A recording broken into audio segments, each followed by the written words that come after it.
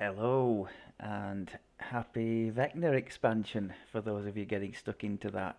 I don't have so much time at the moment, so I don't think I'll be looking into that until maybe before the weekend. Uh, this time is the level 21 episode. We just took level 21 and it's coming to you from high above the practice yard in Deneith, otherwise known as the Purple presses all the wrong keys and blames the game episode. So, what's new? I have plenty to discuss, but I'll just get one thing off my chest right now. Uh, the the comments section, the feedback that you folks give, it's invariably been positive and helpful in nature. So don't ever go thinking, oh, I'm writing all this stuff and it's a painful read or anything like that, or it's critical of the playstyle. I freely admit it's the first time I've ever played this class or played it properly, aside from an inquisitive mishmash that, whilst a reasonably efficient build, was neither particularly fun nor anything to do really with a favoured soul, which this one totally is. So I've appreciated all the feedback, which has helped to keep me on the straight and narrow, and often the discussions in the feedback help other people too. So no more of the oh, I've written too much and all the rest of it. So that's that. Um, what did we do until now? I think honestly I couldn't have picked a worse chain to start with. The Borderlands being cramped as it is, this build does very well when it can, have the upper hand straight away, long range from things. I mean, this sound burst is really really good at stopping most things, including Reapers. And if we see things, early enough, we can stop them before they've ever had the chance to see us or move, and then put some devastating damage down and game over. So they don't get to face off against our sort of pitiful, actually slightly less pitiful, because I've taken Wagon up on his advice and added a Sapphire of Defence. It hasn't really helped the PRR, but the MRR you'll see has shot up to a marvellous 40 from, I think it was 18 last time, wasn't it? I cheaped out and just put a Sapphire I happened to have, which was a level 16 plus 20. The level 20 version would have given me 4 more PRR and MRR, but I like to use what I happen to have, so I happen to have a 16, so in it went. Where was I going with all that? Oh yeah, the weak defences. So yeah, we like to strike preemptively with this build, and you can't do that when you're sort of going round these tight, twisty little caverns. So I really did pick a bad chain to show off what we can do, especially given that these single target spells, the Sunbolt and the Searing Light, which I seem to be attached to, um, they've got prodigious range. They can pick things off from miles away. You're more or less like an archer, and these things are on a short cooldown. We've just run most of the Deneith chain. Um, in and amongst there, especially in the Black Lock quest, it's littered with undead.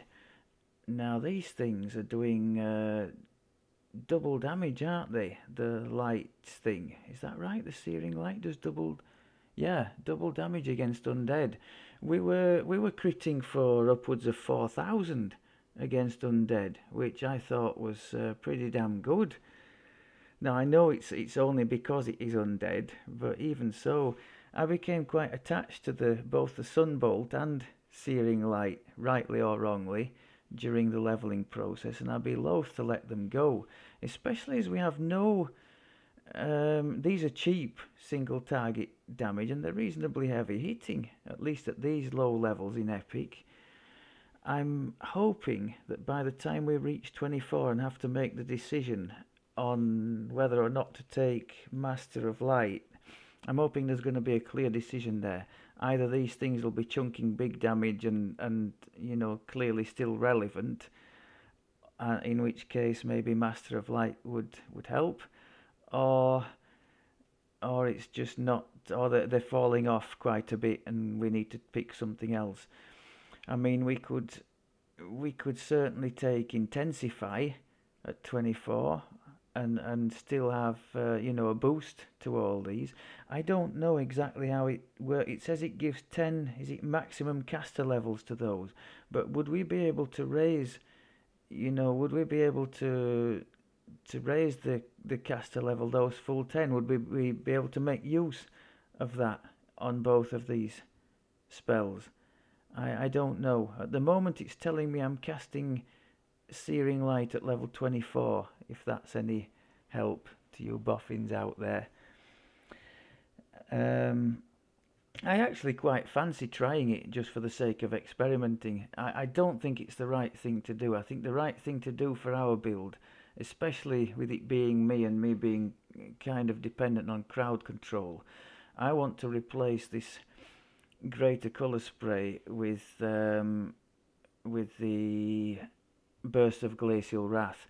Not because I want to do any cold damage, but for the freeze, which affects a really decent array of things that you can't affect otherwise, the likes of undead or plants and all that kind of stuff that just laugh at most other crowd control, will be stopped in their tracks by the burst of glacial. So I think that could be seriously valuable for us.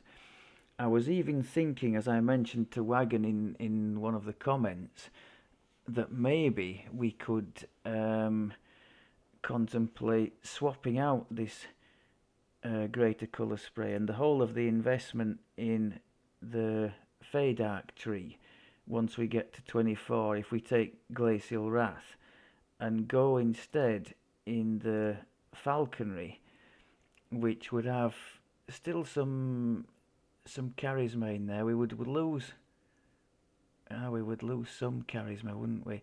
Falconry, basically, you're going, it's not just for this, but that's the big deal in there, the damage against the helpless opponents. And we would have two sources of helpless, the Glacial Wrath itself and the Sound Burst, both of which cause helpless. So we could lead with either of those depending on the situation and then just hammer stuff.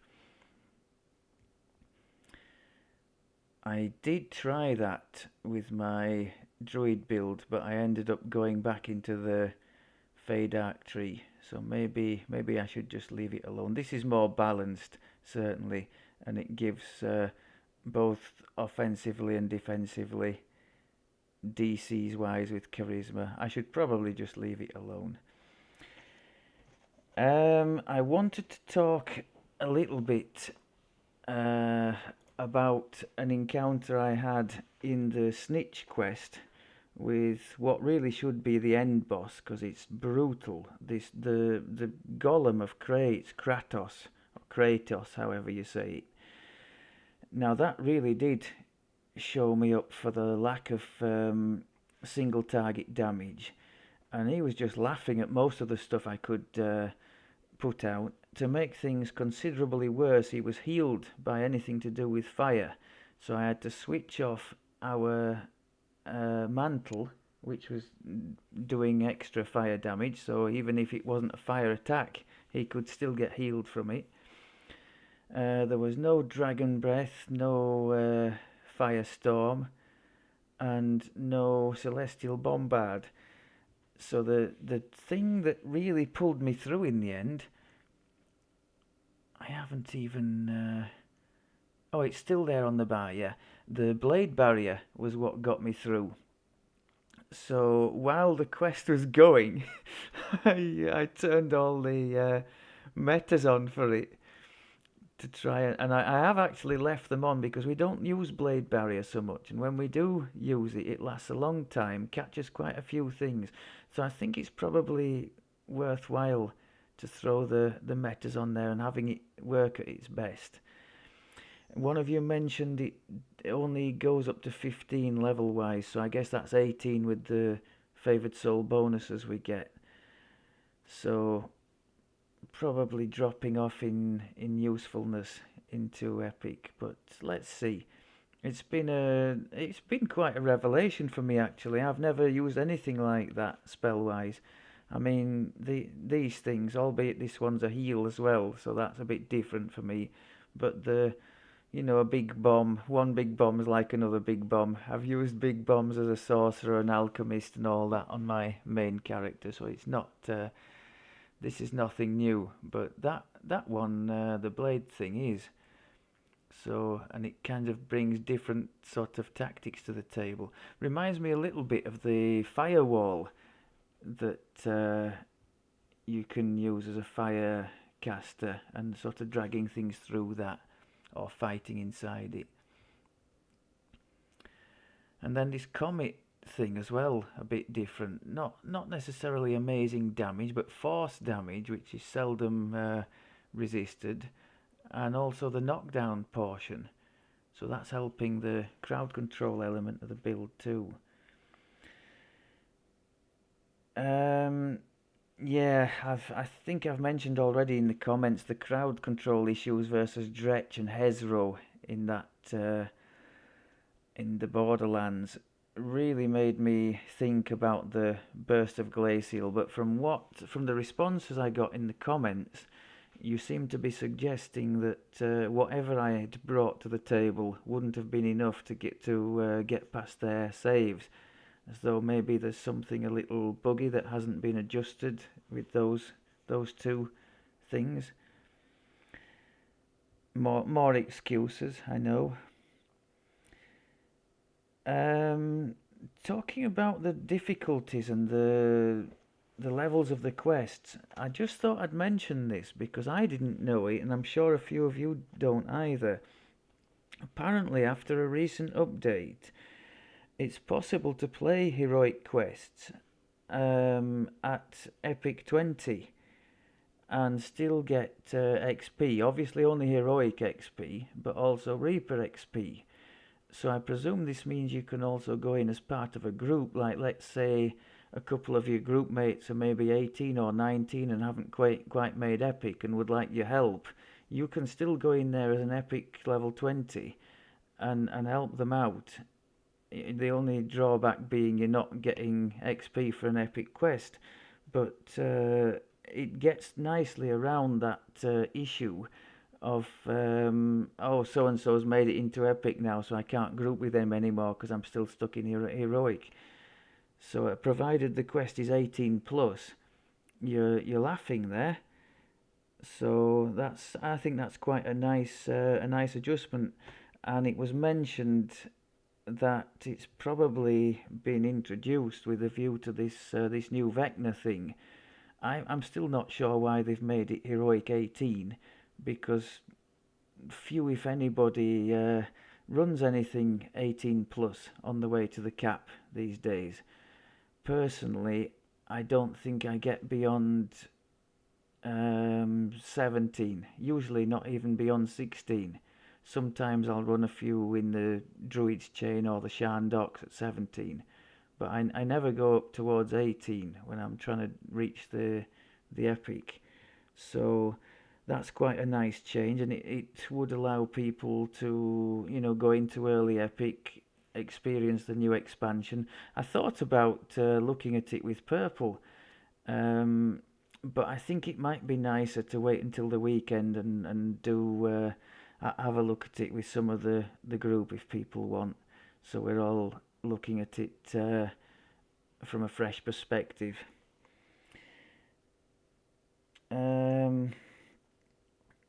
What's this? I can't read my own notes. Oh yes, another helpful thing in the comments from last time, and I really think especially given recent troubles, I mean I'm struggling with health points. Things are hitting me hard, and it looks like they're hitting me hard, and perhaps they are because our health point pool is not particularly healthy for an epic character, especially not for Reaper. So one of the possible options for that would have been to, well, still is, to come out of. We're not coming out of the dragon thing. I'm kind of committed to that. I took Wellspring of Power at 21, and that has a nice tie-in with this tier 4 enhancement that you can get at 26. Now, whenever you see something nasty pop up, I want you to all shout in unison Wellspring, because I know exactly what will happen. It'll just sit there on my bar, never to be used. And it's like, oh crap, why didn't I trigger it? We were in so much trouble there.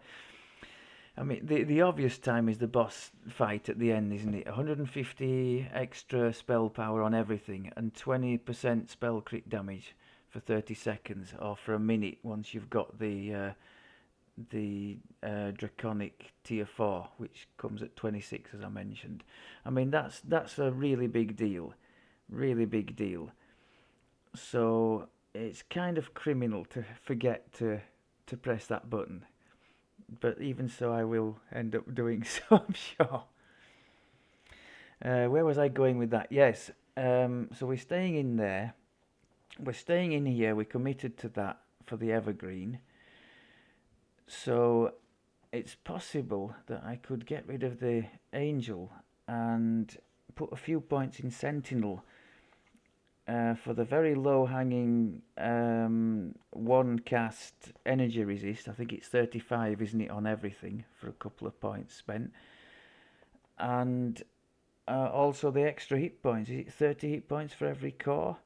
But we would be losing some spell powers down there, and the possibility of wings if we put 10 points in. Now, wings is going to cause me some confusion, because at the moment on the mouse button I've got sound burst, which I use all the time. I'm happy I know where it is. If we suddenly get wings, which always goes on my mouse button with the main character, this is going to have to be moved, and I'm going to be back into pressing wrong key city. I was slowly, in the last series of quests in the Deneith, coming round to the more or less the right keys. And yes, Wagon, you're right. When in a crappy situation, when things have got through the crowd control and I'm flapping a bit, it is invariably these two. I sort of point the cursor at the floor around me and just trigger these two and hope nothing survives. So yeah, those are the collective oh shit button. Sapphire of Defense we mentioned. I definitely want to be using the Ash more. Now, one of you's kindly explained in the comments that this does scale up with the character up to 20, I think. So worth doing for the bit of damage, but also to debuff the opponents to take either to take more damage from our stock attacks, which are the Red Dragon Breath and the Firestorm, or to take damage when they're immune to it. And as you can see there, that's got a really high save, that one, because we've got, I think only temporarily, I've got 3 on breath weapon DCs. I won't be keeping that, it's just there because there's nothing else particularly compelling in these others that I can see at the moment.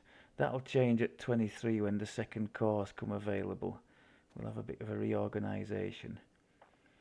At 23, obviously, we're going in for the evergreen, and I'm maximising everything, and we're going to just lay down some pain, or at least I hope so. Hopefully more outgoing than incoming. Does any of you happen to know how to rename a guild? The guild that Purple and Fools and all that are in at the moment on Orion, I would really quite like to rename it Bear Party, just for the sake of, visibility, as a couple of you have joined in there now. But I'm not quite sure how to go about it. I did a little Google and it said something about you can only do it if you've recently bought DDO points. Well, it's been a long time since I bought any points. In fact,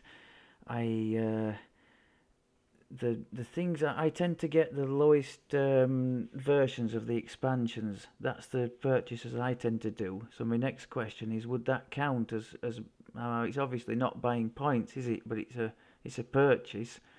Would that enable me to send one of these tickets and try and get the name changed? Do we think?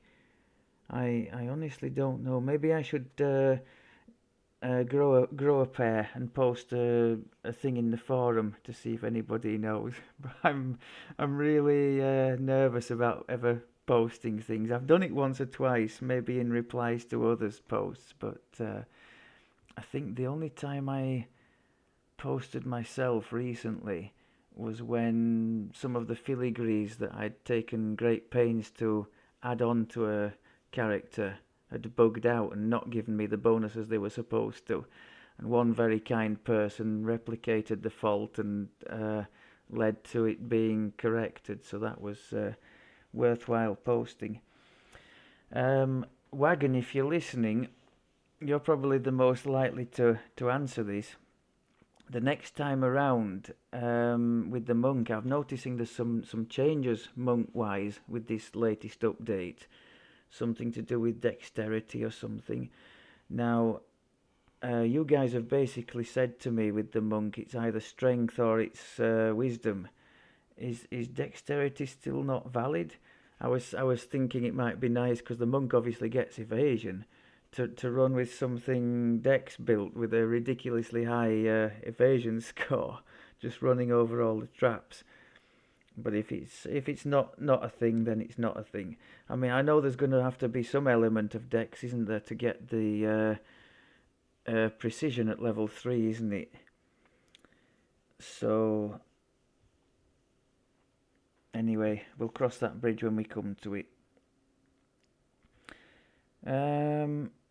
What do we think about wilderness areas in general? I was asking myself this as I was running through the Searing Heights, just blissfully ignoring everything on the way to the Bargain Bazaar quest. What exactly do I mean? Well, for a start, these areas that only have heroic versions, so it's just absolutely pointless, really. Running through in epic. But secondly, even when the areas do have epic versions, it's quite possible, especially with the advent of horses, to just run through anyway and ignore everything. Do you think that's what the creators intended, to give an option to ignore everything if the players or the group so wish and just go straight to the quest? Or should the wilderness area itself be a bit more of a challenge? I would like to see the latter personally. I know people who have potions going and all that, you just want to go straight to the quest and ideally teleport straight to the quest like in Ravenloft and not have to run through it like Feywild. But from the putting aside the XP potion thing and all that, just from an immersion perspective, running out on your horse in the wilderness area, maybe as a group, because there could be like strong groups of opponents there to challenge you. I just think that might be quite nice, as a bit of a change rather than, oh, let's just run through here as fast as we can, ignore everything, get to the quest. It just becomes like a waste of 2 or 5 minutes of game time then, doesn't it? I guess the issue, if they did raise the difficulty in those areas, is the sort of balancing it. How do you, are you making it prohibitively difficult? Are there then going to be some people, maybe first life characters who aren't particularly well geared, who might be new to the game, who aren't even going to get to the quests? I don't know. Maybe I should have just shut up and not mentioned it. It just made me think, running through the Searing Heights there, just how trivial the whole thing was. Why not just teleport to the thing? I mean, it's it just seems a bit pointless, to be honest, that. And rant over. Oh yeah, speaking of Searing Heights and Bargain Bazaar, my last point of waffle before we go to the quest. This one's aimed at you, Look. You mentioned in the comments the Harper pin. Yes, Purple does have, and I did try, ironically enough, to use it when I got hit by the boss in the Bargain Bazaar by a severe stunning blow. I was able to run round, albeit at a reduced speed, but not do anything, cast anything, do anything. I tried the Harper pin and it didn't negate that one. I think it only works against things that completely freeze you, doesn't it? Like a stun spell or a hold spell, things like that. I know it works against them. But there have been other instances, like a spider web or something, where I've remained stuck. So it seems to be a bit hit and miss that. I think some of like the snare traps and that kind of thing, it does get you out of those, doesn't it?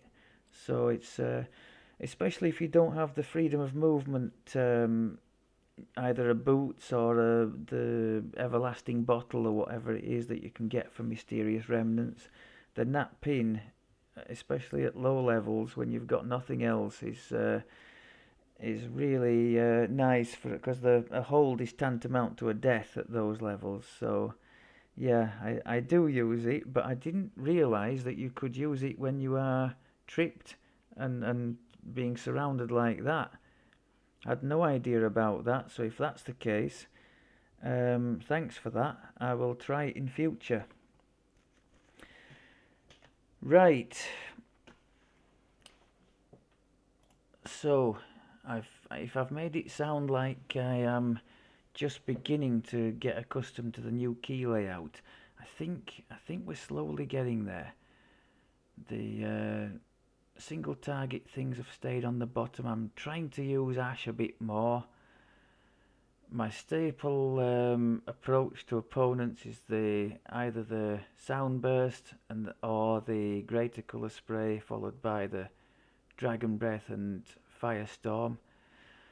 For the oh shit moments, it's divine wrath and celestial. For things that can't be crowd controlled any other way, I try the comic fall for the knockdown. And that's about it. For a closed door, when I know things are going to come spewing out, I'll still try the blade barrier. I think that's about it, isn't it? And now we've got to remember to use the wellspring. Okay, let's get down from this lofty perch. I having to keep looking for different perches to start the videos with. It's led me to explore different areas of the game I've never previously been. I've never seen it from this angle before. You really wanted to know that, didn't you? Okay, so the final part of the Deneith chain. I never do the what is it? Storm the Beaches one in Epic, because those catapult things, is it? They just one shot you, don't they? And it becomes quite frustrating after a time. So I'm happy to leave that one to one side. And I think this will be quite a barometer of our progress or lack of it, because this is quite a long old challenge. There's traps in it and a fair number of opponents. So if we can get through this in fairly decent shape, I'll be happy. As I said, the only thing I've changed... Did I say what I'd changed? Did I show you the gear at all? I better have. I'm not sure I did. No, I don't think I did. Well, let's do it now then. We've upgraded from the level 6 coalesced coinage orb, which comes from the Another Man's Treasure quest in the 12, to the epic version, which is super nice for our build.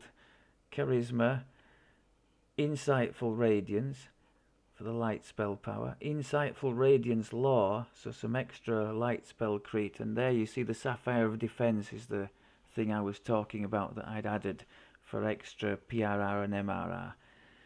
So if we look now at the spell powers, we'll see the fire's on 503, light isn't far behind, 479, and the light crit is almost as high as the fire, which is impressive when you consider it's not being helped by energy criticals like fire is. Fire's got 9% extra from that, and the light's got nothing. So, yeah, that's in a pretty good place. It's almost one in two for these nice light single target spells we like to use. But if you want to be hyper picky, the fire is the really important one with the Dragon Breath, AoE, the Firestorm. Now look at that, we're on 71 in Reaper for that, because we've kind of cheated with extra ones in the breath weapon thing of the Draconic tree at the moment. So not a lot should get past that, even though it's a reflex thing. And of course now I've forgotten where I'd got to in the buffing stakes. You can see when you see me labouring through this big long a sequence of buffs every time, why it might be a good idea to take Sentinel and just condense all these energy ones into one.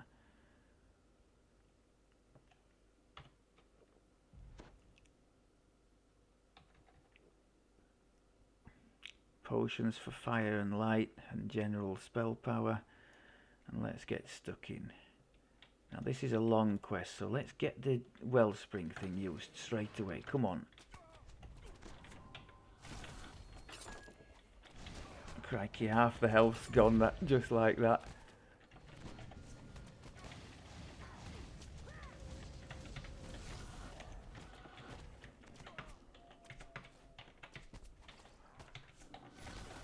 I'm making a total Horlicks of this, a total Horlicks. It's only the heal that's keeping me up. I don't know what happened there. Maybe I tried to heal something else. Good lord. And the one guy that was absolutely hammering me because he happened to be a crown, I was completely ignoring. That's me all over. That was as abysmal as you will ever see. So sorry for that.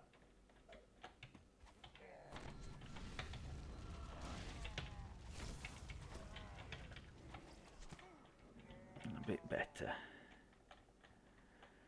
That was the kind of thing I would like us to do a lot more often. Colour spray, Dragon Breath, and colour spray, Ash, and Dragon Breath, and most things disappear.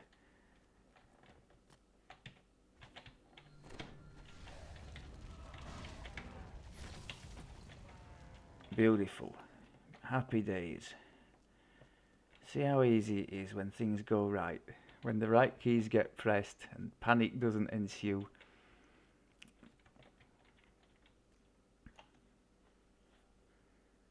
Unfortunately, it's going to take me probably, and that's assuming we don't get any other special abilities and have to change keys again. It's going to take me until probably the end of Epic to get a hang on all this stuff. But definitely, unlike some of you, I can't have loads and loads of keys to be pressed. It's just not going to work, that. I just love that double. See how hard it's hitting? That was the Searing Light with all the metas. Admittedly, that was the spell-like ability. I would be interested to see what that thing could do if we did pick the Master of Light. Look at that. Yes. Yes, people. Now, what are you saying over there? Oh, I saw the chance for a double and missed it.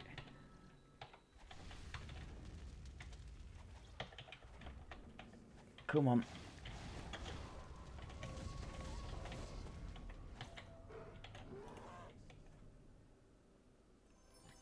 Now keep an eye on that wellspring. It's already come off cooldown, so don't hesitate to throw it in again. It's a big long quest, we want to get maximum use out of it.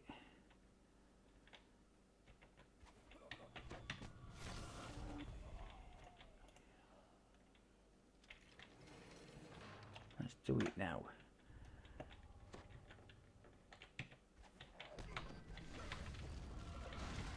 The hell with it, get stuck in there.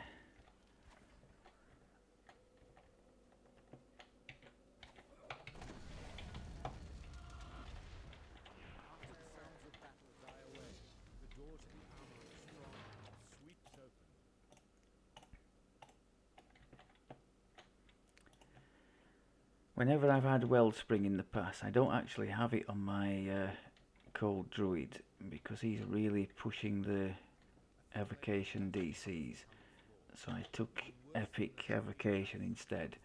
But whenever I have had it in the past, I've been way too, what's the word, kind of protective of it. Oh, I won't use it now, I'll save it, and you end up just hardly ever using it. So I'm going to try and not be like that this time around, unless I know there's an end fight coming up. Let's just chuck it in when there's a few things to be killed and help ourselves by doing that. End the quest feeling like we got some use out of it. This one, by the way, was one of the ones that suffered from the bug that you saw when I had that ill-fated run in the pit with the pipes. This one had the same issue but to a lesser extent, and I was actually able to complete the quest, albeit painfully.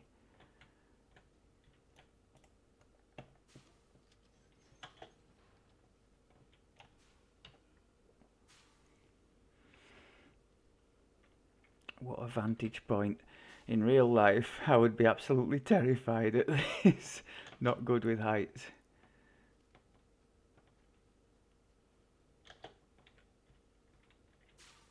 Oh no, don't do this.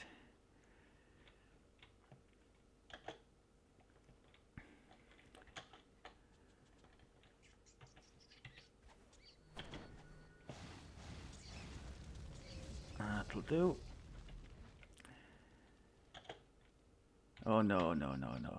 One of my least favourite sections of the game. Have we still left a rat alive? What the hell? How did you survive all that? God damn it. Right, let's test the blade barrier here.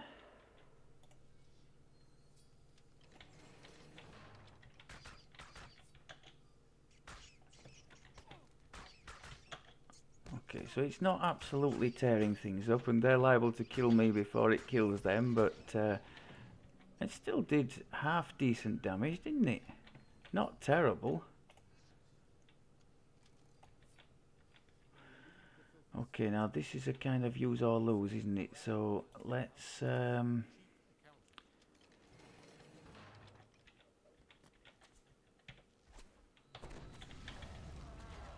yes, we like that. Beautiful. Just for once we looked good there. I tell you what, let's not bother. Let's just take a couple of swigs on our thing, because it takes us half an hour to do the buffs again, doesn't it? We just use our ring of spell storing.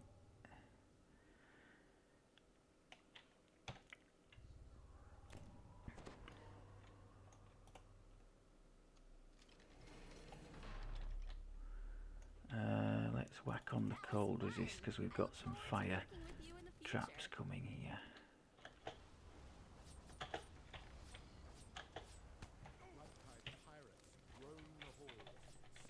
Come on then.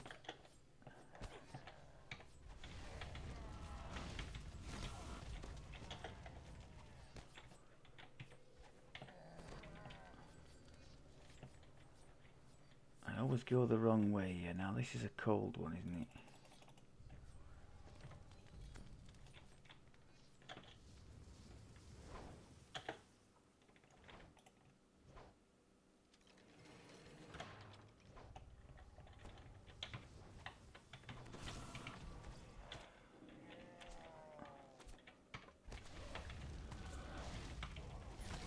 Beautiful. Of course we took some damage as well. Why wouldn't we? Didn't we just dispatch those with aplomb? Oh, that wasn't good.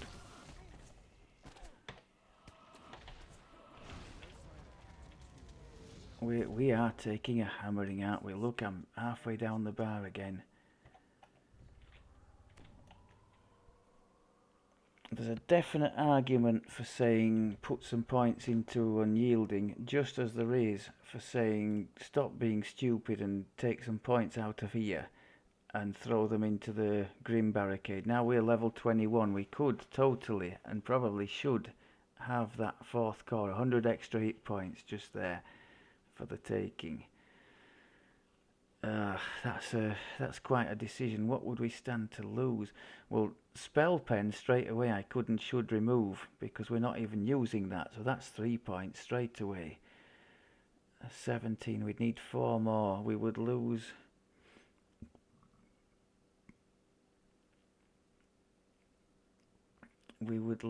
Yeah, we'd lose quite a bit of charisma, I think, wouldn't we? Plus spell DC. But I can definitely take, I think, those 3. I'll have a look at reorganising the tree when we finish. If we finish. Oh, Christ.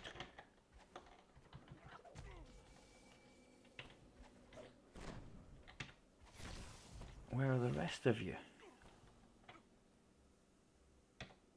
They're not. Oh, here we go. A bit silly, a bit of an overkill, but okay. Oof, damn traps.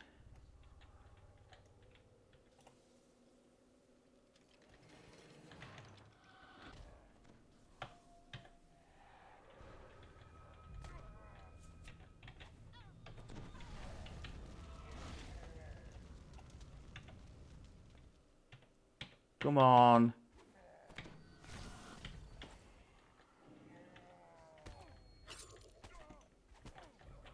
Stop killing me, you muppet.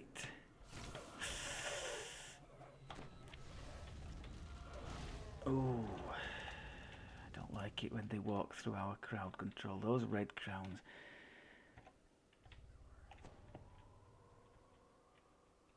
Now there's traps here, aren't there? I'm gonna have to do what?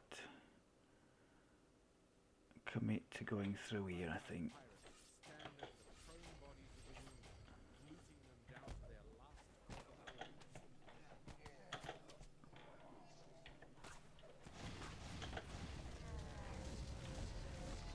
Oh, alright then. There you go, wagon. That's the oh shit button. The way forward is between these 2 shrines, isn't it? If I remember correctly. Let's go for it.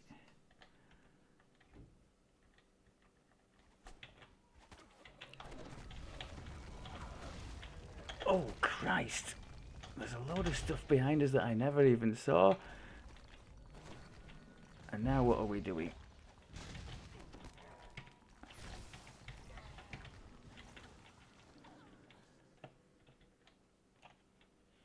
Note to self to make more use of the comet fall. Get people on their asses. They can't kill us as much, can they? When things come marching through the crowd control, the standard stuff that I'm using, I need to be throwing that comet fall in, and I've not been doing it. It's a nice cheap thing with all our metas thrown on. There's no excuse for not doing it. Let's try it now. There you go. I think it killed him outright. What does it cost us? 25 spell points. There's a very big argument for saying lead with that from extreme distance. Try it again. Beautiful. Double. Yes.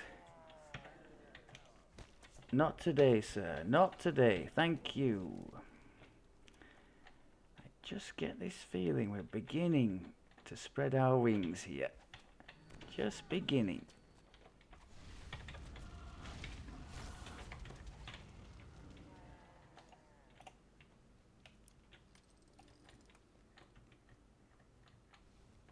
he doing anything? No. Okay. What are you doing, sir? Oh, hello.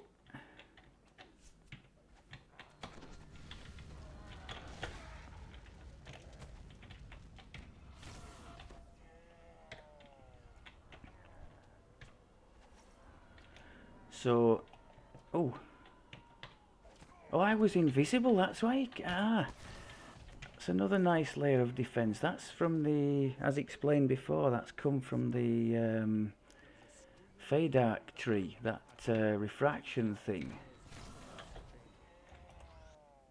So that's another handy thing, and that just triggers automatically when you get hit. And as we get, I think it's when you get hit or miss actually, it can trigger. As we get hit all the time, it's pretty good that.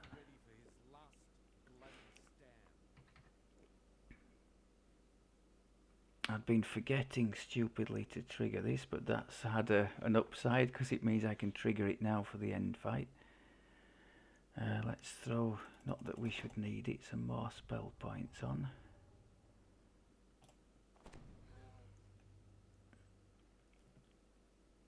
Fire and light are ready, okay.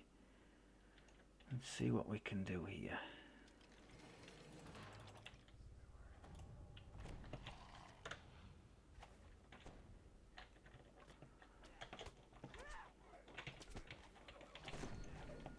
I put all the crowd control down first, then pressed the wrong key. Well, we did get rid of most of the stuff with the initial salvo.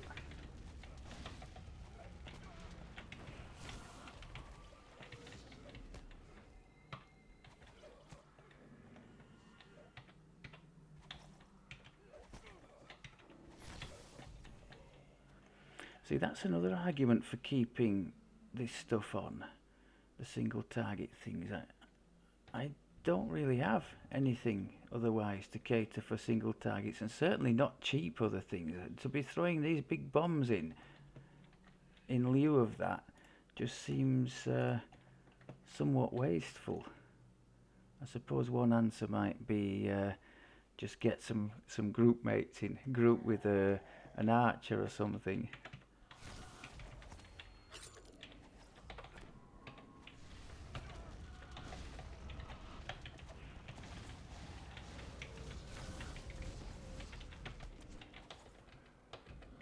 I'm not doing a bad job at throwing everything in when it's coming off cooldown. I'm watching the cooldowns more now than the crown.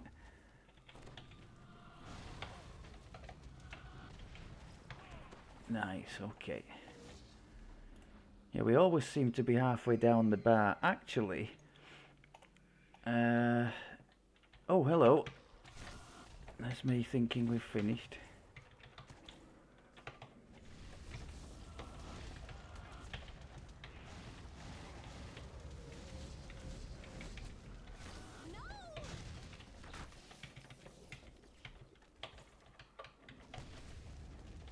Come on.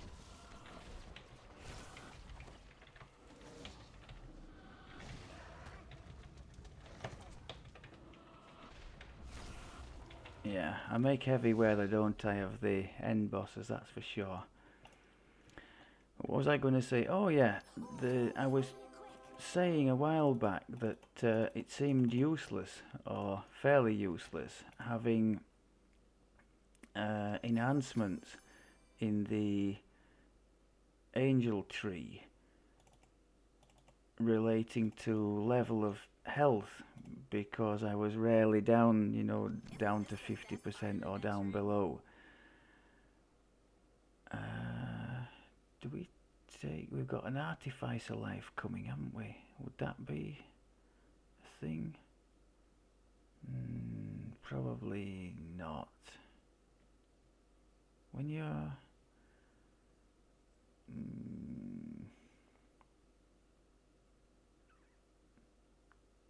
no, I don't like that.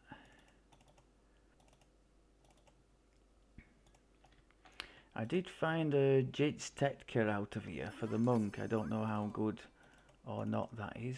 I think I took the liberty of upgrading. I found two. I took the liberty of upgrading one to the epic version too. But yes, I was talking about these cores. That one, that was it. So when you fall below 80% health, which is practically all the time in that quest, plus 1 bonus to spell crit chance for 20 seconds. So that was happening quite a lot. Below 60 was happening more often than I would have liked. So that's giving a bonus to DCs. Below 40 is a panic time, so hopefully we're not getting too much. What happens there? 50% bonus to spell crit damage multiplier. Wow.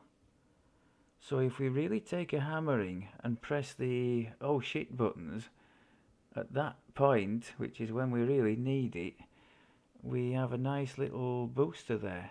So maybe that's not as terrible as it seems for this character, given the frailties it has. I said I was going to try and redo the Reaper tree, so let's have a look at this. Reset that. Look at this, 80 odd thousand. So let's try and keep the essentials in. Am I actually doing any? I'm not doing anything, am I, with the Reaper power? So nothing in there. Now let's make a decision here. Are we actually going to put? Are we going to go for the 21 here, given how fragile we seem to be?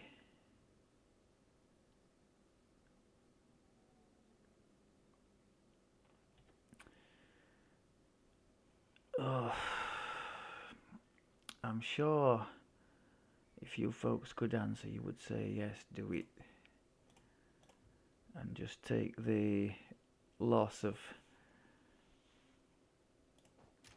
stuff on this side, on the chin.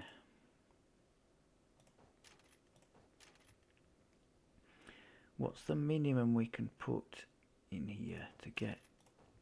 Now we can have that.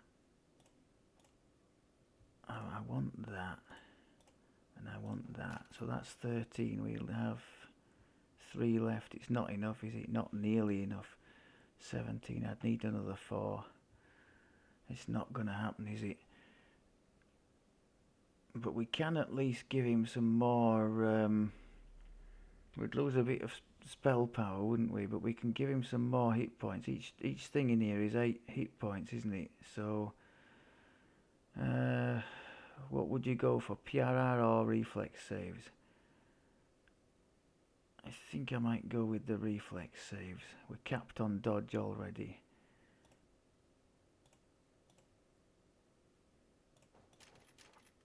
Okay.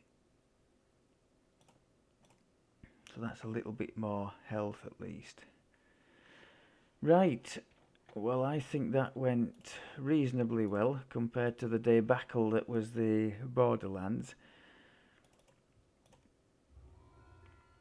There were some instances where it at least looked like I was attacking with some kind of a plan. Granted, there were still plenty more where just random keys were pressed and oh, please just die.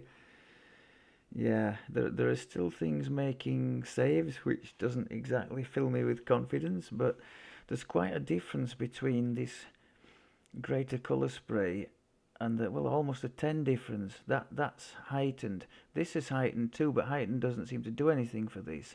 And this is illusion, not evocation. Now the burst of glacial at 24 would be evocation, so would fit very well with our build. I'm leaning heavily towards replacing that at 24 with the glacial, and then we've got to decide what to do with this whole tree.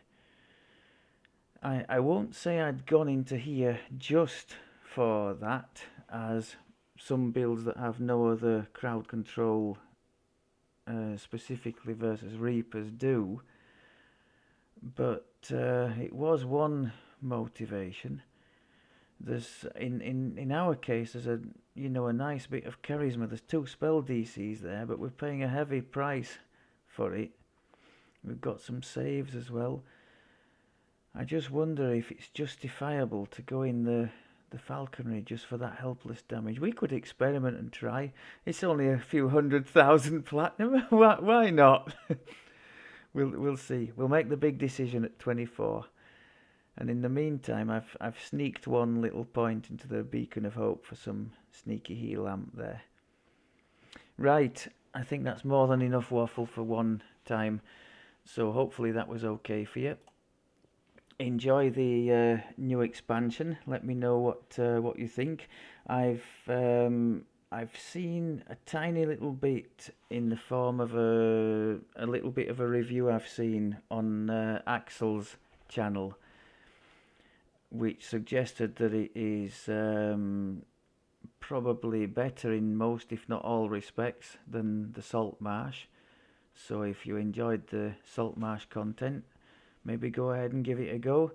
I'll certainly be giving it a try, but probably not before the weekend. Thanks very much as always for looking, and I will speak to you in the next one. Take care.